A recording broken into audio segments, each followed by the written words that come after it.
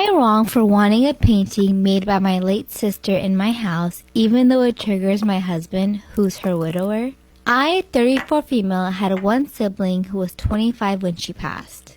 She died in a car crash just 3 months after her wedding.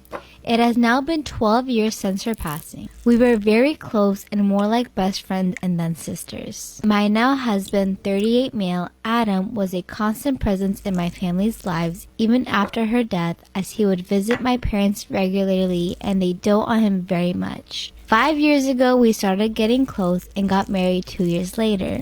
My sister used paint as a hobby and had left behind 8 paintings. My parents took 2 for themselves. I took 3, and my parents gave away the rest to her close friends, and they offered Adam to take any he wanted, but he refused. I really liked the 3 paintings and displayed them in my apartment proudly before getting together with Adam, as I felt closer to my sister, but once we became a thing, the paintings seemed to upset him, so I kept them in a storage instead. I understand everyone grieves differently, and for Adam, anything associated with her triggers him, and he goes back to that awful day when he found out she was gone. We have no pictures of her at our house. Or am I wrong for asking my girlfriend not to eat so much? I know the title sounds bad, but this is a pretty specific situation, so please hear me out. I, 26 male, have been dating a woman we will call Ashley, 26 female, for about 3 months. Ashley grew up financially well off and relatively privileged and has been a point of friction in our relationship, with her not understanding / grasping the level of poverty I and my family grew up with.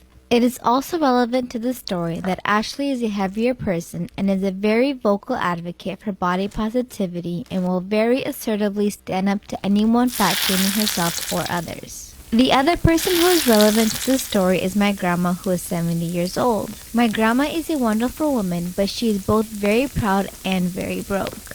She likes to have us over for dinner and is an excellent cook, but financially she can't really afford it. She refuses to take any money from me or anyone else and won't let anyone bring food, saying it's her responsibility to take care of the family. She also takes offense if you turn down the invitation. About a month ago, we had dinner with her, and Ashley liked the food so much she went back for a second and a third large portion.